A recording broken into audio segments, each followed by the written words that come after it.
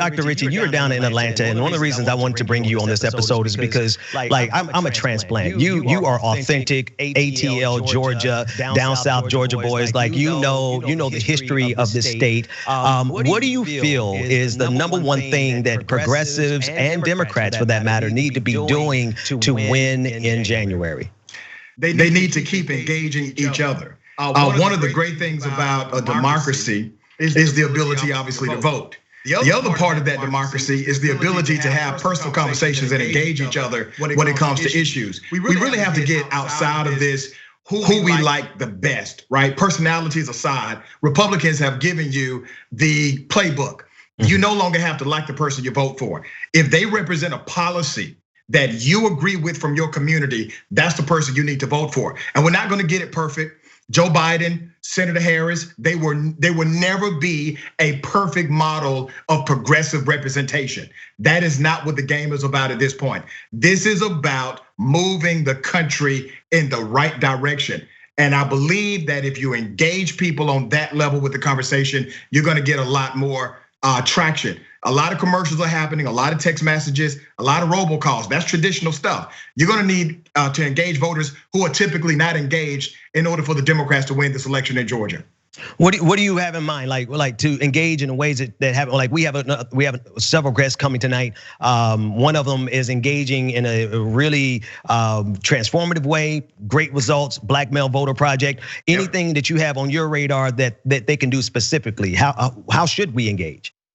That's key right there. Engaging groups that have been historically left out. If you look at the voting data, Black women have voted in a higher per capita rate than white women, all right? Black women lead the demographic charge as it relates to active participating voters, right? Black men have not done so. So you need to have a specialty activation for Black males to re-engage. And why have Black males been so disengaged? Well, because policies and conversations about policies have typically kept them out of the conversation. And so you have to bring them into the conversation in a very intentional way. You also have to engage young urban voters like you never had before. Something we have done in the state of Georgia, primarily in Metro Atlanta, we did something called Black Radio United for the Vote.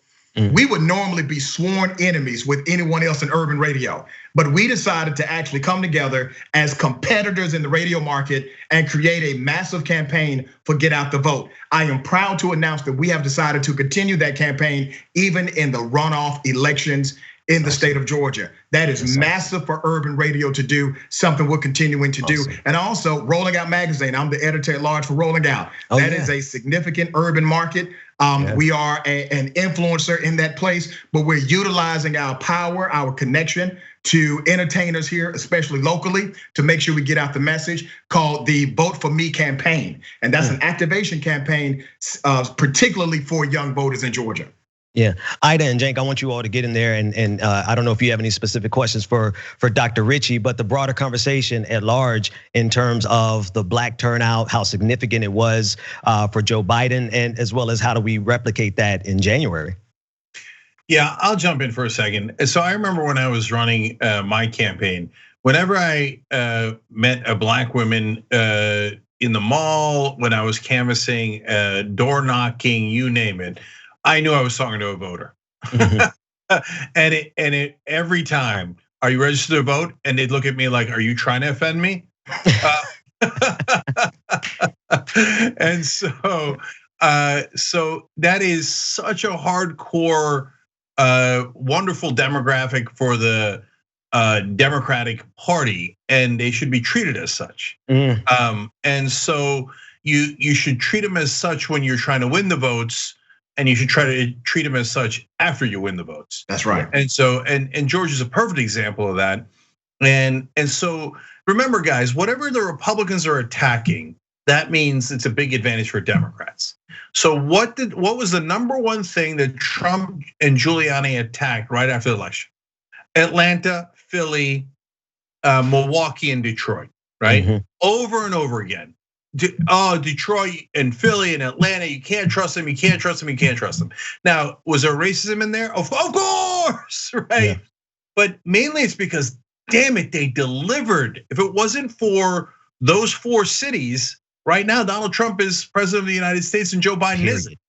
And so, Rashad, in the case of Georgia, it was actually the youth urban vote that delivered the best. It was actually 21% of the electorate was under 29 years or younger, which was the highest percentage of the whole country. So what happened in Atlanta to drive out so many young voters? And very importantly here, can we replicate it in voter turnout for these special elections?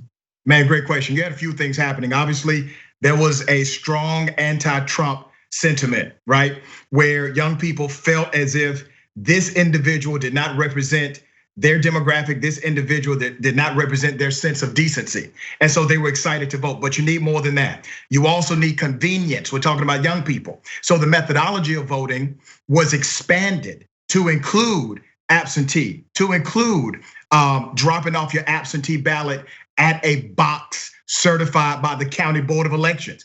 And you had a massive get out the vote campaign sponsored by many in the media, just saying, participate, vote, not telling you who to vote for, but make sure you are involved and engaged. Billboards, text messages, door knocking, phone calls, all of that came together to create the perfect storm to upset a Republican who should have won the state of Georgia under normal circumstances. But here's what's going to happen, and you heard it here first. The Georgia General Assembly will meet in just a few weeks. The first thing they're going to try to do is take away the ability to absentee vote without a verified reason. The second thing they're going to try to do is eliminate a county board of elections right to actually have drop box locations for people to drop off their absentee ballot. And just like you said, my brother, they only attack things that give Democrats leverage. Those are going to be two of the things they try to take away in the state of Georgia. So I'm telling all of my listeners, I'm telling all of my readers, take advantage of it while it is here and be ready to fight to maintain it when they threaten it. So I wanted to ask, I don't pledge my allegiance to any political party. I pledge my allegiance to the people. And so what I've been seeing is a lot of apathy with people who feel damned if you do, damned if you don't. That supporting the Democratic Party is just as useless and as useless as voting for the Republicans with regards to people of color, Black people in this country. How do we motivate those people to show up and vote who already feel, and I mean, when Ben asked what do we need to do, what does Joe Biden need to do, I immediately thought somebody needs to turn his microphone off. Sometimes he opens his mouth and he says some of the most offensive and egregious things to Black people in this country.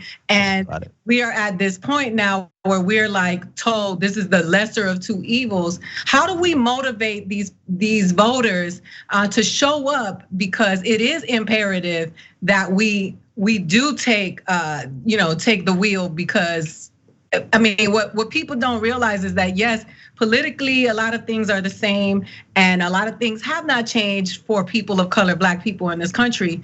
But we're dealing with now the social issues, and it's beyond not just policy and the things we've been seeing forever. There are white supremacist groups attacking Black churches in DC, and this is all a result of all of the hate and the division that Donald Trump has sprinkled across this country. How do we motivate these voters to go out and show up?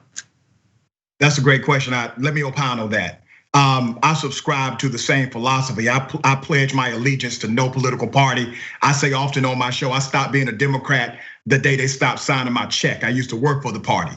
All right, now I work for people. And when you understand it from a people point of view, you do realize that Joe Biden is already making missteps. He's already making mistakes where on radio, I gotta put my foot up his behind before he even takes office, okay? But I'm willing to hold the powerful accountable regardless of what party affiliation they may belong to. We're gonna have to continue to do that. That never stops. But you cannot argue or debate the facts of the policies. Remember, the conversation of reparations, they're not even having that conversation on the other side of the political equator. They're only having that conversation within the Democratic Party. That is a policy conversation. And remember, the vice president-elect is the co-sponsor of Senate Bill 1083, which is the mirror bill of House Bill or House Resolution 40 to study and make recommendations as it relates to reparations in America. Remember, America is not against reparations. We've given reparations to the Native American. We've given reparations to the Japanese and to other groups.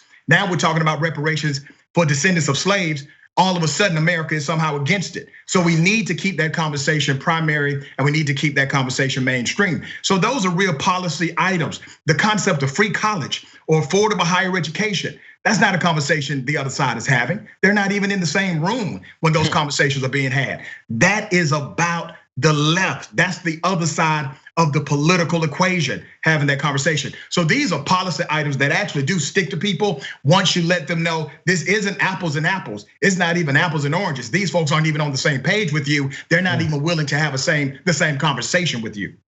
That's important, right? The fact that they really literally don't care like about our condition beyond anything that's not beneficial to them. And so flipping these seats is just that much more important. It's literally like just the first step. We have so much more to do after this. This is just phase one. So what if you were bold enough to do a prediction? I'm not. I personally don't like to do predictions, right? But I do know if everyone who showed up, obviously the turnout is going to be a little lessened, right? But if the people show up, this is a moment in American history where we could turn the tide. Or do you want to call it one way or the other? Or do you want to just give advice on how we win? Okay, so let me put it this way, all right? You definitely will turn the tide. And if Ossoff and Warnock win, you literally make Kamala Harris the most powerful person on the planet. And here's why. She becomes president of the US Senate, right? Mm-hmm. Once she becomes vice president, she's president of the Senate. But if you get Ossoff and Warnock in office, she becomes the tiebreaker in every piece of legislation that has to go before the US Senate. That is a highly coveted and very powerful position. So if you hold her accountable to a progressive agenda, if you figure out a way to make sure Biden doesn't get in the way of that progressive agenda, then you may actually have something here. I don't believe in gradualism, but it is what it is. You don't select the president, you elect the president. And that's what you have. This is a game of chess and not checkers. What the positions on the board are predetermined. That's what it is. It's as if we're playing a game of baseball and somebody wants to come to the baseball game without a baseball bat. The political tools of engagement are already preordained. You have to use those tools that are germane to the game in order to win. And that's what we have here in front of us. Thanks for watching The Young Turks. We really appreciate it. Another way to show support is through YouTube memberships. You'll get to interact with us more. There's live chat emojis, badges. You've got emojis of me, Anna, John, JR. So those are super fun. But you also get playback of our exclusive member-only shows and specials right after they air. So all of that, all you gotta do is click that join button right underneath the video. Thank you.